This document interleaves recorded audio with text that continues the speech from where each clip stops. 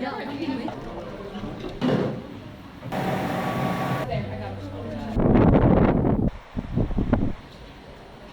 No, I can do it.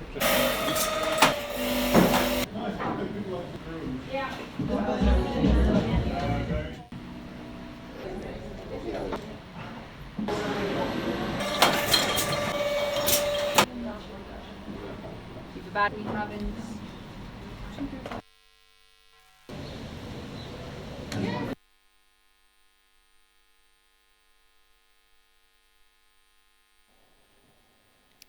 Evet, sırada Eater, The Washington Post, Condé Nast Traveler'da gazeteci olan Rafael Tonon moderatörlüğünde, Noma ortağı ve kreatif direktör Thomas Frebel ve bilim insanı, yazar ve eğitimci Ariel Johnson var. Üçü bir araya geliyorlar ve Deliciousness as a Superpower başlıklı panelle herhalde hepimizi bambaşka dünyalara götürüyorlar. Kendilerini alkışlarla sahneye davet ediyorum. Rafael, Thomas ve Ariel, hoş geldiniz. Hello Good to there. have you here. Hello. Thank you. Hello. Hello, everyone. I don't think my mic is like right now. Hello. Hi. Good evening, Hello. everyone. I would like to thank Gastromasa for having us this evening. I'll make like a proper presentation of my guests this afternoon. It's an honor for me to have this conversation about flavor and deliciousness on the stage of Gastromasa. So I would like to introduce you guys to Thomas Frebel. He's the creative director of Noma Project. And on my left, I have Ariel Johnson. She's a flavor scientist. She's consulting for many chefs. She's the former director's fellow of MIT Media Lab.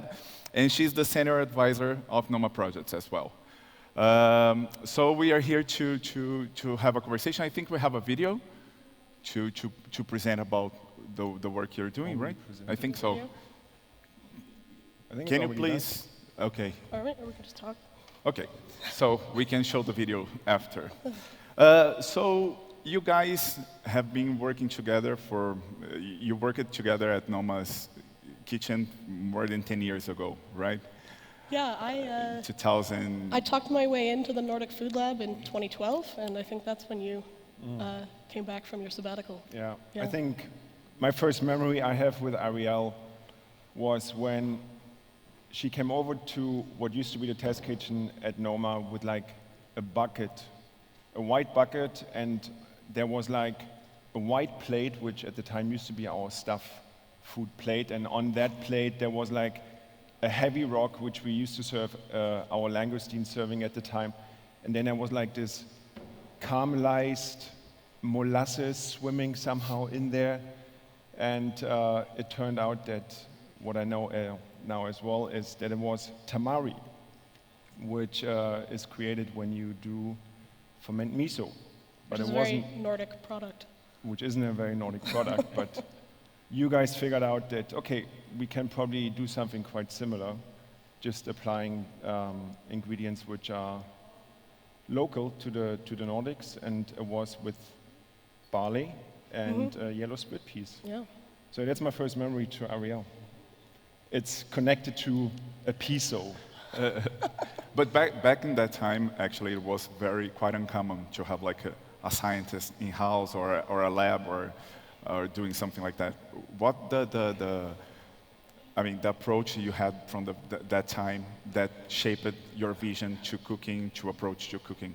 Yeah, well, I got into working with Noma and restaurants like that because I was studying flavor chemistry in grad school, but I got into science because I loved food and wanted to understand it better. So, at the time, before Twitter became like a total dumpster fire, people would actually post interesting and useful things on there. And so the world of people experimenting in food and cuisine and science was pretty small. So, I heard about what Noma was doing with the Nordic Food Lab and the MAD Symposium and the test kitchen, and I was like, well, clearly that is what I need to be doing. And I could actually not have predicted how much of an influence it was going to be on me. Just the pure investigation and understanding the rules to discard the rules that you guys were doing was hugely influential on me. I mean, looking back, it was, compared to where we are now, what used to be the Nordic Food Lab, which then became the fermentation bunker, which then became the lab at Noma 2.0, and which then elaborated to Noma projects. Now, back in the day, what I would consider was the Wild West at Noma in terms of fermentation. And I mean, Ariel can talk about this much more, but we used to build our own koji fermentation chambers, you know, made out of a small shelf, which then had a blanket over it, and then in that shelf there was like a humidifier from like an electronics store next door, and a heating blanket, and we didn't really know what we were doing at the time, and certainly didn't very often know even why it is happening. And that's where I think someone like you and you really came to kind of, you know, made the Wild West a little bit more civilized and safe for everyone. Or more wild, maybe, depending on how I like to enable chaos when I can. And you end up here like directing the creativity of Noma projects. And how do you think the approach of the days back in the kitchen of Noma has helped you to be in the creating flavors and creating new projects? I think, and of course for myself, and I think also we as chefs, we are very fortunate because traveling, I think, as a chef, exploring the world, flavors, textures, techniques, tradition, and culture is maybe almost the easiest way to go to any place, any region, any religion, any place on earth, because there's always a common thing, you know, where people want to share. So with that said, I think also being able to almost kind of, let's just say we go to Japan and we want to learn more about soy sauces or misos.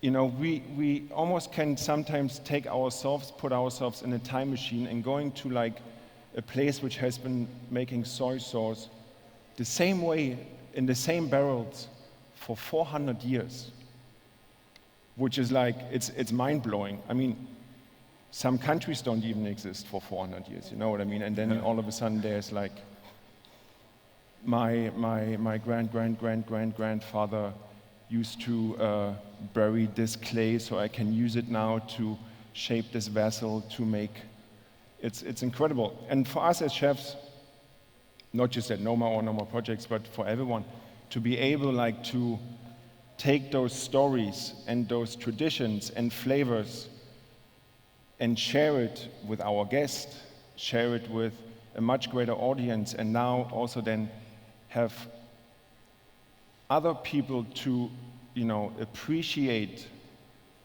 those kind of things. It's an incredible gift, I think.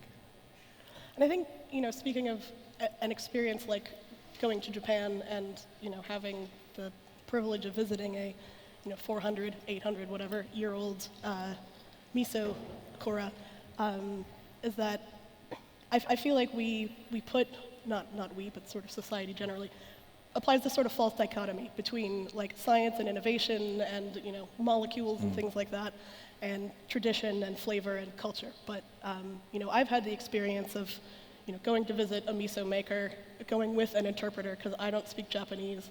But then when I mention a word like protease, which is the enzyme in koji that makes miso umami, like their ears perk up and they get excited about talking about that. So in a way, science, or, you know, the right knowledge about science enables like sort of a deeper conversation about these traditional handcrafts. Yeah. We are having this conversation this morning about how when we think about science, we always think about the future, right? And as a scientist looking for flavors and studying flavors, how do you think, try to get the science approach to the flavors can help preserve some traditions, We are talking about heritage in this in this event. So I mean, I think when people hear, flavor science or flavor chemistry, they think of like Doritos, which fair, that is something they use it for. But my thinking is that there's more science in terms of natural phenomena and mechanisms going on in, a grandmother's stew or a bucket of tersu pickles than in anything produced by, Nestle or Kraft. So I think, I use a lot of the same tools that any kind of chemist or scientist would use to study foods, but I'm just kind of looking more towards, okay, in nature and in traditional things that we know are delicious, like where are these flavors coming from? And flavors are real things. Flavors come from molecules. If you know what molecule is a flavor and sort of the process that makes it, you can then try to nudge things in a more delicious direction instead of having this kind of like top-down control over it where you add a flavor into it. yeah, and how do you think in these terms, like how do you're trying to bring different techniques to sell products and trying to preserve some of these techniques? You were talking about, if you could talk about a little bit of the products that you have that rely on this kind of ancient techniques to exemplify a little bit. Well, and I think, can I? Yes, Yeah, please. yeah. I think, the thing I think about all the time, and I guess since none of you can read my mind, I should say it out loud, is that, behind, all the mythology and the Nordic elves and things like that, what has driven the Noma approach and what continues to drive Noma at the restaurant and through projects is actually a significant limitation, and that's the creative choice to only use, or almost only, use ingredients from the Nordic region. So if you've been classically trained, that means no lemons, no white wine vinegar, no white wine. All of a sudden, you have to get very, very creative about where you're going to get flavors from. And so the point of all the science isn't so much to have it be for technology's sake, but literally if we understand, how a protease enzyme works, then you can apply it to a Danish yellow pea and get a delicious source of umami that you had not had available before. Yeah. I mean, also just talking about preserving ancient techniques. When we had a transition from the Nordic Food Lab, which was kind of the first scientific-driven entity of Noma, to the fermentation lab, the bunker at the time behind Noma. One of the main tasks, actually, why we decided to go ahead with this project is to try to ferment our way out of food waste. Mm-hmm. Yeah. And if there's one thing in Denmark what we have in abundance, it's bread. And you remember we had really boxes and boxes of bread coming in, and what should we do? Can we grow koji on bread? Can we make an ice cream? And we ended up, in fact, something which we called the rhizome. And it's rye bread, and rye bread in Denmark is, I would say, the staple food. Yep. Danes have it 3 times a day, breakfast, lunch, and dinner. So sometimes in New York, I'll be on the subway and I see a Danish tourist pull out a little Ziploc bag of rye bread and cheese. And with the help of Ariel, we made rye bread miso, which ever since became a staple of our pantry, and also now has become, a staple of one of the bakeries we're working with. And in fact, there's a cycle now where whatever rye bread they're not able to sell, we take it, we ferment it, we give it back to them, and it almost becomes a rye bread starter, which they incorporate into their next batch. But you guys were doing garum at the time as well, trying to use a very ancient technique, but bringing plant-based garum, which is something was super new at the time, right? Right. Well, and having just a little bit of science knowledge, it really helps you be able to shift your focus that. So it's easy to look at food waste as just a problem to deal with. Okay, it's waste. technically sort of garbage. But if you're at an amazing restaurant using amazing ingredients, then your leftover rye bread or your squid scraps are the best squid scraps in the world. So if you can take that focus and then figure out, like, all right, knowing kind of the matrix of options of how we could ferment this or dry this or extract it or infuse it, what is the best way to bring out the most from this ingredient? Yeah. But at Noma Projects, we are trying to do this kind of merging ancient techniques and to bring a new, innovative approach to them, or try to. I think it's Noma Or Projects some is novelty, also or- Noma Projects is there's many assets to it, or facets to it. It's of course one is to share Noma's innovation of the past 20 years and make it more accessible to the rest of the world and give a taste.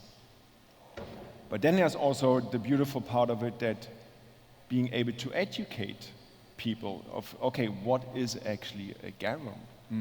And how do we do it? And what was our thought process and trials and errors to actually get where we are now?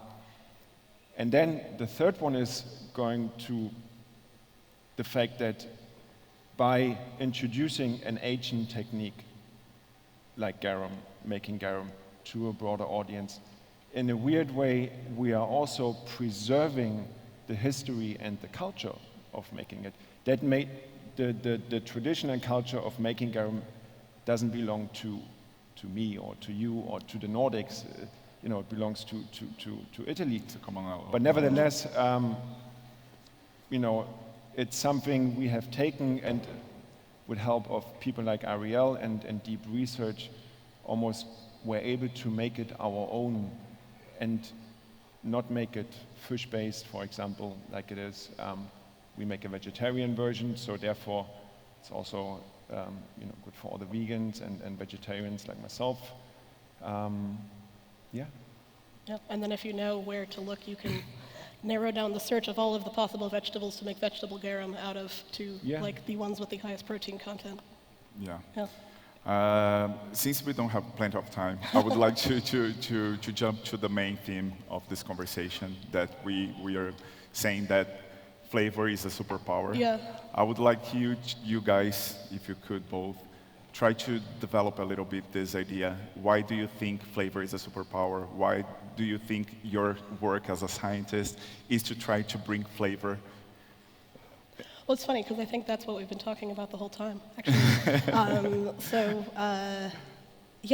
I think it goes both ways. I think having flavor be your goal is a superpower for concentrating your efforts and being focused when there's an infinite number of options to go for. But if you're optimizing for, like, okay, we care about flavor, then that is very clarifying and really helps guide innovation. But then on the other side, science has been used on food to optimize for like yield and uniformity and tomatoes that are all the same shade of red. But if you know a bit about how flavor is formed, then you can focus all that effort on that and actually make something very delicious that has never been tasted before. But you need to bring this culinary mindset to it to be able to do it. Yeah. And how do you feel this approach to the Noma projects? I mean, I think I already answered that a little bit throughout the conversation, but it's almost like this magical time machine, being curious about flavors and where those flavors are coming from and how they are created. Almost naturally, you can't not go to the past and cannot look at what other people have been doing for generations and centuries. And then taking that and try to take those moments when you experience those flavors or see those techniques, make it relevant in the present. And of course, with that said, hopefully, take what is in the present and make it incredibly relevant and delicious and tasty and nutritious, and take that to the future. Yeah. When I So think it's like this, oh, sorry. this big little capsule of past, present, future, and just try to capture that. And I think like a specific example that makes me think of is, you know, in sort of the course of being Noma, you make friends like Yusuke Sasaki, who is a like 4th or 5th generation Yes. katsuobushi maker in outside of Kagoshima, so Japan. So katsuobushi is a you know, traditional ingredient in Japanese dashi. It's a like dried, smoked, fermented bonito loin, very umami. So, you know, at first you're in Japan, because we do Noma Tokyo, and you go and visit him and get to know each other, and then you're talking over the years, and you're all both thinking about flavor in different ways. And so then, you know, the question of like, well, you know, I understand how this katsuobushi process works. Have you ever tried it with like a plant before? And of course, he's interested because he's interested in his craft and he hasn't thought of that. And so by kind of going back and forth and experimenting on different things and, you know, tweaking the protocol slightly, you end up with something like the smoked pumpkin bushi that is in a lot of Noma products now. Unfortunately, we've run out of time. We Oh, are shit, just a little sorry. bit ahead of our time. I think We're in we trouble. could. Thread. I think we could keep talking We could, for yeah. for all the evening, but there are many people to Thank you come for up letting to the us talk stage. this long. I would like to thank Ariel, Thomas, for the conversation, the Thank brief you. conversation. Thank you so for being much. here, and thank you guys. Thank you, Gastromasa, for having us. Yeah. Thank you. The trio was fantastic. A chef, a scientist, a journalist, a travel writer. Oh my goodness. Little souvenirs for you from Istanbul. No, thank you. Thank you very much. Thank you very much, Thank you Ariel. so much. Thank you for being with us. Thank you for Wonderful. being with Thank you you very so much. much. Thank you. Grazie mille. Thank you. Evet değerli konuklarımız. Yine bir